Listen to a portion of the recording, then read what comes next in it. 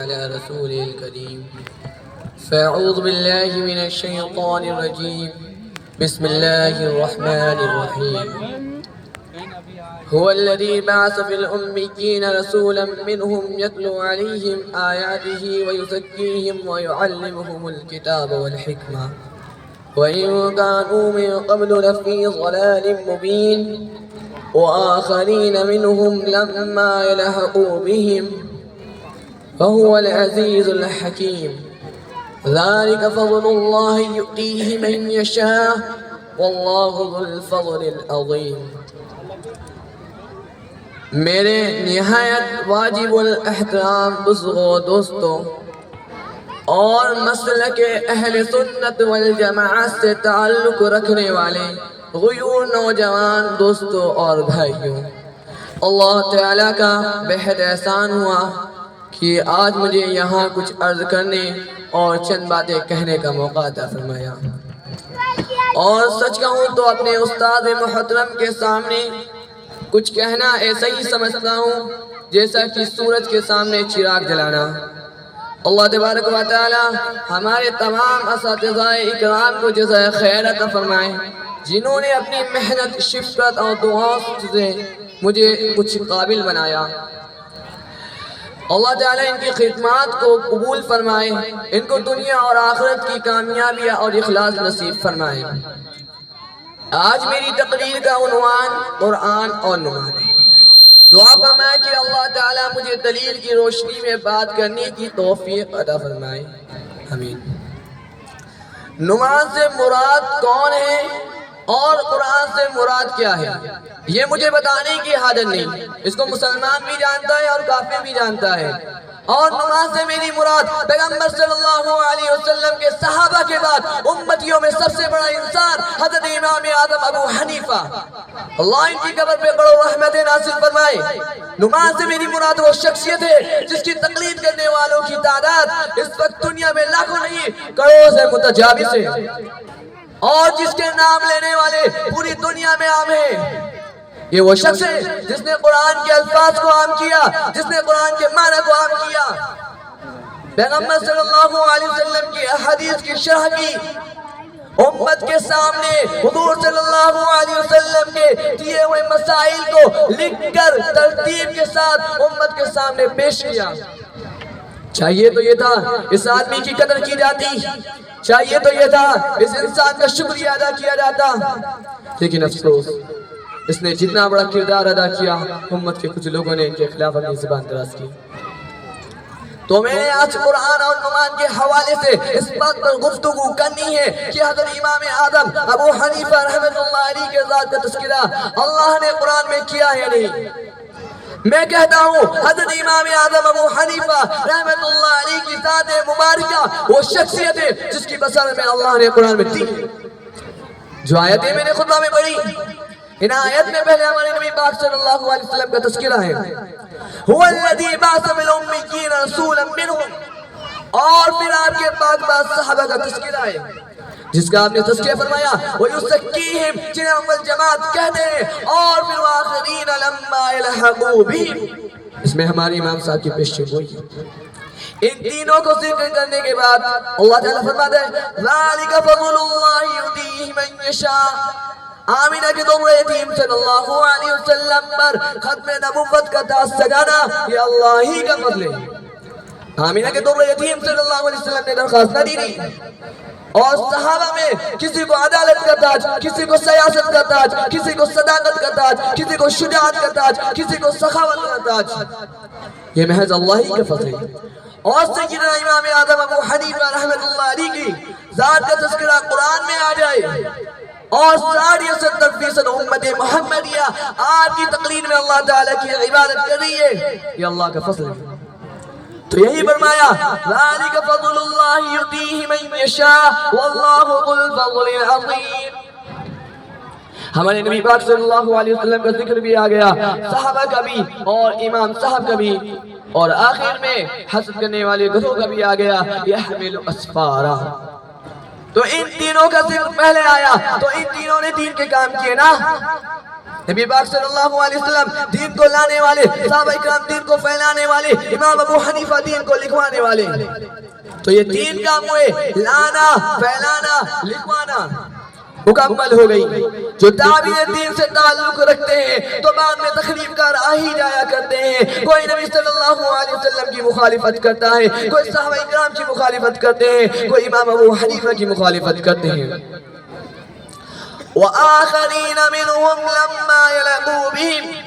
اس آیت کے متعلق اللہ کے رسول صلی اللہ علیہ وسلم سے پوچھا گیا تو اللہ کے رسول صلی اللہ علیہ وسلم نے سلمان فارسی رضی اللہ تعالیٰ عنہ کے کندھے پر ہاتھ رکھ کے فرمایا، اگر علم یا دین سورج یا ستارہ پر جا پہنچے تو اس کی قوم کا فرد وہاں سے بھی لے آئے گا. علامہ جلال الدین سیوطی رحمت اللہ علیہ جو شافعی مذہب میں انہوں نے تسلیم کیا ہے، اس کے بڑے مستحق امام اعظم ابو حنیفہ نعمان بن ثابت رحمت اللہ علیہ ہے. میرے دوستو، حضرت امام اعظم ابو حنیفہ رحمت اللہ علیہ کو اللہ تعالیٰ نے بے پناہ فراست و ذکاوت سے نوازا تھا. امام صاحب مشکل سے مشکل مسائل کو بڑی آسانی سے حل فرما لیتے تھے. بڑے بڑے علم و فن کے تاجدار بھی حیران رہ جاتے تھے. یہی وجہ ہے کہ وقت کے فقہ و حدیث کے آفتاب و مہتاب نے آپ کی ذہانت اور حاضی جوابی کا اطلاق کیا ہے. وکی بن الجراح رحمت اللہ علیہ فرماتے ہیں کہ میں نے ابو حنیفہ سے بڑا فقیہ اور ان سے اچھی نماز پڑھنے والا کسی کو نہیں پایا. ہارون رشید نے جب امام صاحب کے بارے میں سنا تو فرمایا کہ ابو حنیفہ اپنی دل کی آنکھوں سے جو چیز دیکھ لیتے ہیں وہ ہم اپنی سر کی آنکھوں سے نہیں دیکھ پاتے. یزید بن ہارون فرماتے ہیں کہ میں بہت سے لوگوں سے ملا لیکن ابو حنیفہ جیسا عقل مند کسی کو نہیں پایا. میرے دوستو، آپ کی حکمت اور آپ کی عقل مندی پر ایک واقعہ پیش کرتا چلوں. آپ سے ایک ملحد نے کہا کہ میں آپ سے منازعہ اور بحث کرنا چاہتا ہوں اس مسئلے پر کہ میں اللہ کے وجود کا انکاری ہوں اور آپ اللہ کے ہونے کو مانتے ہیں. امام ابو حنیفہ رحمت اللہ علیہ نے کہا کہ آپ مجھ سے ایک ہفتہ بعد منازعہ کر لیں. حالانکہ آپ ان سے منازعہ کر سکتے تھے لیکن اس کو ایک بات سمجھانی تھی. بہرحال ایک ہفتے کے اندر یہ بات لوگوں میں پھیل گئی. طرح طرح کے لوگ جگہ سے جگہ ذوق پہ ذوق منازعہ دیکھنے آئے. ایک بڑا رس بڑھ گیا. جو ملحد تھا وہ اپنے وقت پہ پہنچ گیا. امام ابو حنیفہ رحمت اللہ علیہ اپنے وقت پہ نہ پہنچے اور اپنی جان بوجھ کر نہیں پہنچے. کچھ دیر بعد ملحد کہنے لگا، دیکھو تمہارے امام جن کو تم اپنا امام کہتے ہو ان کو تو اتنا بھی علم نہیں کہ مجھ سے بات کر سکیں. دیکھو آج بھاگ گیا، آج آئے ہی نہیں. امام ابو حنیفہ رحمت اللہ علیہ کچھ دیر بعد وہاں گئے. اب ملحد کہنے لگا کہ آپ اعلان کر دیجئے کہ آپ مناظرہ ہار گئے کیونکہ آپ اس پہ نہ پہنچے. امام ابو حنیفہ رحمت اللہ علیہ نے کہا، پہلے میرا عذر سن لو پھر اس کے بعد فیصلہ کرنا. میرے دیر آنے کی وجہ سن لو بس. ملحد نے کہا ٹھیک ہے وجہ بتائیے. امام ابو حنیفہ رحمت اللہ علیہ نے کہا، میں گھر سے وقت ہی پر نکلا تھا لیکن مجھے آنے میں دیر اس لیے ہو گئی کہ بیچ راستہ میں ایک دریا آتا ہے اور دریا کو پار کرنے کے لیے کشتی کی ضرورت پڑتی ہے اور وہاں کوئی کشتی والا موجود نہیں تھا. اس لیے میں وہاں بیٹھ گیا. کافی دیر تک بیٹھا رہا، کوئی وہاں کشتی والا نہیں آیا. تو پھر کچھ درخت سے لکڑیاں گرنے لگی. لکڑیاں گرتے جا رہی ہیں، اس کی کشتی بنتی جا رہی ہے.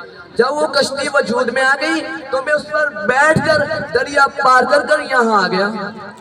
ملحد ہنسنے لگا، کہنے لگا یہ کون سا مجھے معاملہ بتا رہے ہو؟ کس طرح ایک طرف سے خود بخود لکڑیاں گر سکتی ہیں؟ خود بخود ایک کشتی خود بخود وجود میں آ سکتی ہے؟ کشتی کبھی خود بخود وجود میں نہیں آ سکتی. تمہاری بات سراسر غلط ہے.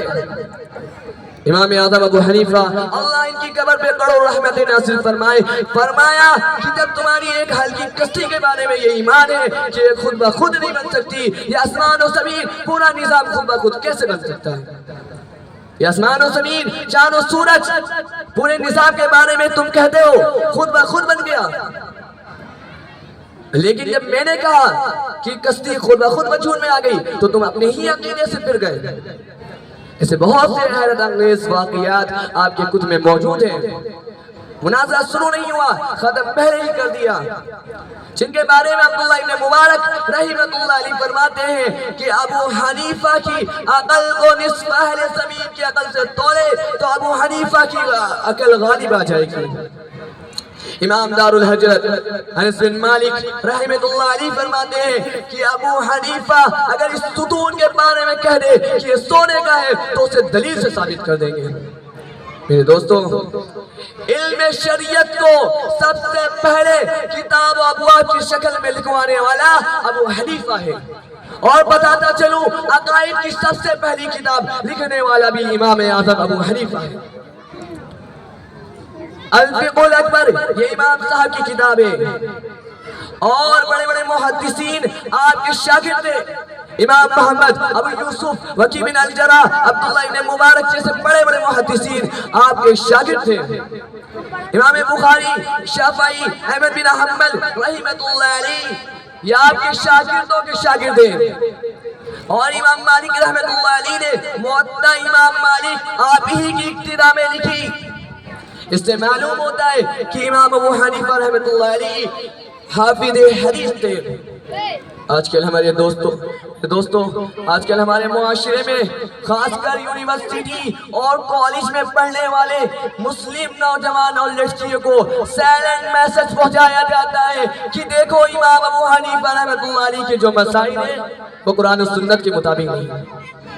یہ بات سراسر غلط ہے۔ امام ابو حنیفہ رحمۃ اللہ علیہ کے جتنے مسائل ہیں سب قرآن و سنت کے مطابق ہیں۔ کوئی ایک مسئلہ امام ابو حنیفہ رحمۃ اللہ علیہ کا کوئی ایک مسئلہ جو قرآن و سنت کے مطابق نہ ہو ثابت کر دے، میں اس کو گمراہ کی قیمت دوں گا، یہ قیامت تک کا چیلنج ہے۔ اللہ تعالی ہمیں امام صاحب کے موقف کو سمجھنے اور ہمیں اپنے موقف پہ جمع رہنے کی توفیق عطا فرمائے۔ وآخر دعوانا الحمدللہ رب العالمین۔